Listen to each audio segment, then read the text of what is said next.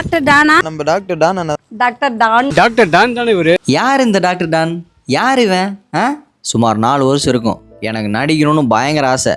எங்கள் அம்மாண்ட போய் சொன்னேன், நமக்கு இருக்கிற குடும்ப பிரச்சனைக்கெல்லாம் தேவையில்லாத வேலை, ஒழுங்காக படிக்கிற வேலையை பாருனாங்க. அவங்க ஒத்துக்கலனால அவங்க சொன்னதில் ஒரு நியாயம் இருந்துச்சு. சரி நானும் படிச்சுட்டே வீடியோலாம் போட்டுன்னு இருந்தேன். முன்னாடி என் ஃபோனில் கேமராலாம் மட்டமாக இருக்கும். மச்சான் ஐஃபோன் கூட ஒரு வீடியோ எடுத்து தரேன்னு என் பேட்ச்மெண்ட்டை கேட்டேன். அதுக்கு அவன் சொன்னான், ஐஃபோனுக்கு ஸ்பெல்லிங் சொல்லு, இல்லைனா நோக்கியா பட்டன் ஃபோனில் வீடியோ எடுத்துனுக்கா, மீனா உனக்கு ஐஃபோன் தரேன்னா. சுற்றி 4-5 பொண்ணுங்க பசங்க எல்லாரும் கைத்தட்டி கிண்டல் பண்ணி சிரிச்சாங்க. ஆனால் அவங்க சிரிச்சான்றதுக்காகலாம் நான் நிறுத்த முடியாது இல்லையா? ஜூனியர் பசங்க, சீனியர், தெரிஞ்சவங்க, ஆஃபீஸில் வேலை செய்கிறவங்க, இப்படி எல்லாத்துக்கிட்டையும் ஒரு மணி நேரம் ஃபோன் கொடுங்கன்னு வாங்கி வீடியோ எடுப்பேன். அவங்க ஃபோன்லேயே எடிட் பண்ணுவேன். என் ஃபோன் போஸ்ட் போட மட்டும்தான் லாக்கி. வாழ்க்கையில் சாதிச்சவெல்லாம் அவனுக்குன்னு ஒரு அடையாளத்தை உருவாகுனா உனக்குன்னு ஒரு அடையாளத்தை உருவாகுடான்னு எங்கள் அப்பா சொன்னார். அப்போ தான் கிளிக் ஆச்சு.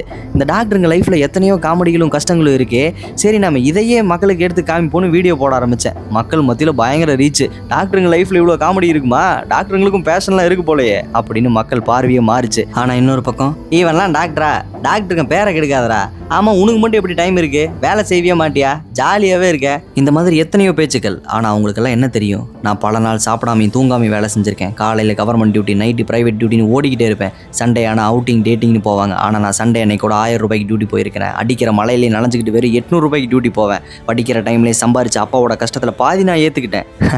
என்ன பண்ணுறது, middle class, first generation doctor, first graduate, கொடூரமான காம்பினேஷன், பண பிரச்சனை, ஃபேமிலி, பேஷன், ப்ரொஃபஷன், டியூட்டின்னு ஓடிக்கிட்டே இருந்தேன். ஆரம்பத்தில் என்கிட்ட எதுவுமே இல்லை. நல்ல ஃபோன் கிடையாது, சப்போர்ட்டுக்கு ஆள் கிடையாது, நல்ல ட்ரெஸ்ஸு கிடையாது. முன்னே நான் வீடியோவில் போடுற முக்கால்வாசி ட்ரெஸ் என்னோட ஜூனியர் பசங்களும் என்னோட ரூம்மேட் இருந்தால் பல நாள் 300 ரூபாய்க்கு மேலே இருக்கக்கூடிய சட்டைகளை விலையை பார்த்து வச்சுட்டு வந்த காலங்கள் நிறைய உண்டு. என்கிட்ட எதுவுமே இல்லைனாலும் என்னைக்காவது ஒரு நாள் ஜெயிச்சிருவோன்ற நம்பிக்கையில் ஓடிக்கிட்டே இருந்தேன்.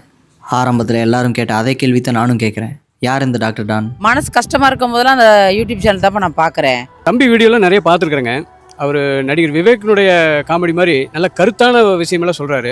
நான் எந்த ஃபீல்டில் இருந்தாலும் உங்கள் வீடியோ பார்த்தேன்னா கன்ஃபார்மாக அப்போவே சிரிச்சிருவேங்க சார்.